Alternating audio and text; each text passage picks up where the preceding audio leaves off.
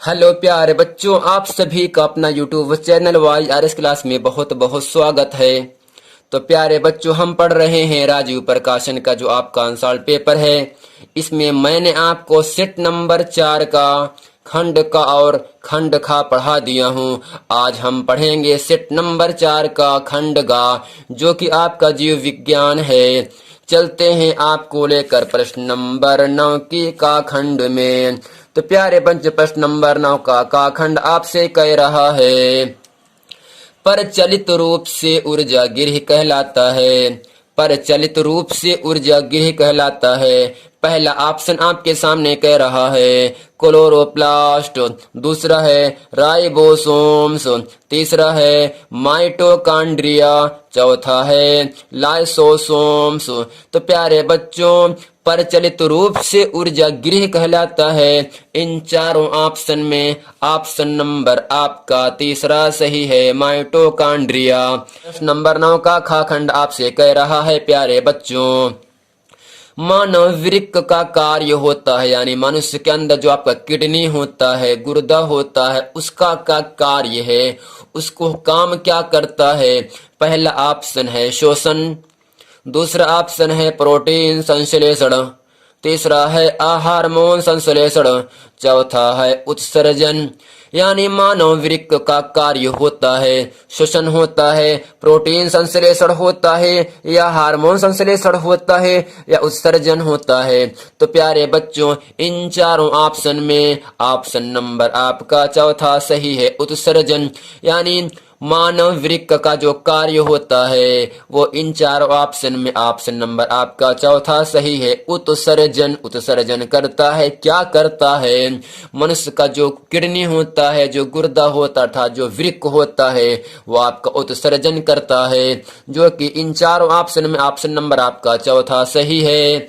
चलते हैं प्यारे बच्चों प्रश्न नंबर 9 के गा खंड में। प्रश्न नंबर 9 का गा खंड आपसे कह रहा है, जीवाश्म ऊर्जा का स्रोत है। पहला है जल विद्युत, दूसरा है पवन ऊर्जा, तीसरा है पेट्रोलियम, चौथा है सौर ऊर्जा। प्यारे बच्चों, जीवाश्म ऊर्जा का स्रोत है जल विद्युत, पवन ऊर्जा, पेट्रोलियम, सौर ऊर्जा। इन चारों ऑप्शन में ऑप्शन नंबर आपका तीसरा सही है, पेट्रोलियम। जीवाश्म ऊर्जा का स्रोत क्या होता है, आपका पेट्रोलियम, जो कि इन चारों ऑप्शन में ऑप्शन नंबर आपका तीसरा सही है। चलते हैं प्रश्न नंबर 9 का प्रश्न नंबर घा खंड में। प्रश्न नंबर 9 का घा खंड प्यारे बच्चों आपके सामने कह रहा है, केवल प्रोटीन के बने होते हैं। पहला ऑप्शन है क्लोरोप्लास्ट, दूसरा है लाइसोसोम्स, तीसरा है प्रायंस, चौथा है जीन्स। केवल प्रोटीन के बने होते हैं, क्लोरोप्लास्ट है, या लाइसोसोम्स है, या प्रायंस है, या जीन्स है। तो प्यारे बच्चों, इन चारों ऑप्शन में ऑप्शन नंबर आपका तीसरा सही है, प्रायंस। केवल प्रोटीन के बने होते हैं, प्रायंस है, जो कि इन चारों ऑप्शन में ऑप्शन नंबर आपका तीसरा सही है। चलते हैं प्यारे बच्चों प्रश्न नंबर 10 का खंड। जो प्रश्न नंबर 10 का खा गा खंड है वो एग्जाम में अतिलग उत्तरी में आपसे पूछा जाएगा और आपको 2 नंबर दिलाएगा। चलते हैं प्रश्न नंबर 10 का खंड आपको पढ़ते हैं और अच्छे तरीके से सॉल्व कराते हैं। प्रश्न नंबर 10 का है, पुरुष में पाए जाने वाले लिंग गुणसूत्र का विवरण दीजिए। प्यारे बच्चों, प्रश्न आपके सामने कह रहा है, पुरुष में आदमी में पाए जाने वाले लिंग गुणसूत्र का विवरण दीजिए। इस प्रश्न का उत्तर आपके सामने है। इसमें हम लिखेंगे 23वें जोड़े के गुणसूत्र लिंग गुणसूत्र भी कहलाते हैं। स्त्री में यानी महिला में 23वें जोड़े के गुणसूत्र को XX द्वारा प्रदर्शित किया जाता है। पुरुष में 23वें जोड़े के गुणसूत्र में एक लंबा कामा किंतु दूसरा काफी छोटा होता है और इन्हें XY से प्रदर्शित करते हैं। अतः वे गुणसूत्र जो संतति में लिंग का निर्धारण करते हैं लिंग गुणसूत्र कहलाते हैं। प्यारे बच्चों, प्रश्न नंबर 10 का खा खंड कह रहा है, मेंडल द्वारा प्रतिपादित प्रभावी तथा अप्रभावी लक्षणों को समझाइए। प्यारे बच्चों, प्रश्न आपके सामने कह रहा है, मेंडल द्वारा प्रतिपादित प्रभावी तथा प्रभावी लक्षणों को समझाइए। इसमें हम लिखेंगे, जब मेंडल ने मटर के लंबे पौधे और बौने पौधे का संकरण कराया तो उसमें प्रथम संतति पीढ़ी F1 में सभी पौधे लंबे प्राप्त हुए थे। अतः मेंडल ने लंबे पौधे के लक्षण को प्रभावी और बौने पौधे की लक्षण को अप्रभावी कहा।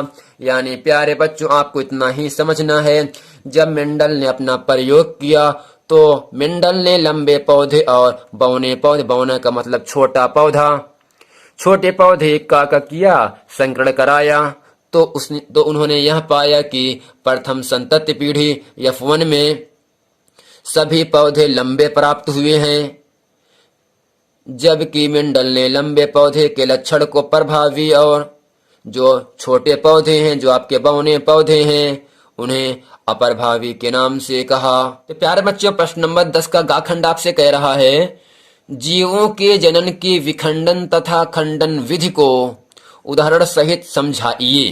प्यारे बच्चों, प्रश्न नंबर 10 का गाखंड आपके सामने कह रहा है, जीवों के जनन के विखंडन तथा खंडन विधि को उदाहरण द्वारा समझाइए।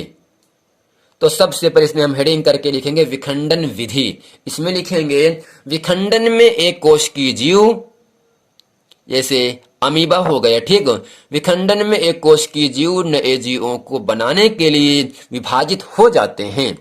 उदाहरण, प्रोटोजोआ के जीवाणु में होने वाली प्रजनन की प्रक्रिया विखंडन विधि के द्वारा होता है। दूसरा हेडिंग करें काले पेन से हम खंडन विधि। इसमें हम लिखेंगे, खंडन विधि में बहुकोशिकीय जीव परिपक्व होने पर 2 या 2 से अधिक टुकड़ों में बंट जाते हैं। उसके बाद प्रत्येक टुकड़ा एक नए जीव के रूप में विकसित होता है, जैसे स्पायरोगायरा नामक पौधा है।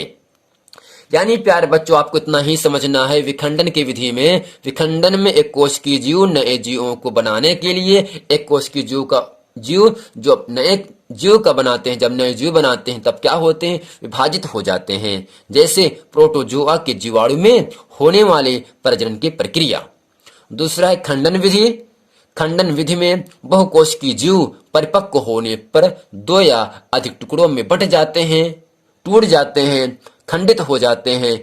उसके बाद प्रत्येक टुकड़ा एक नए जीव के रूप में विकसित होता है या नए जीव का निर्माण करता है या उत्पन्न करता है, जैसे आपके सामने बताया जा रहा है, स्पायरोगायरा नामक पौधा है।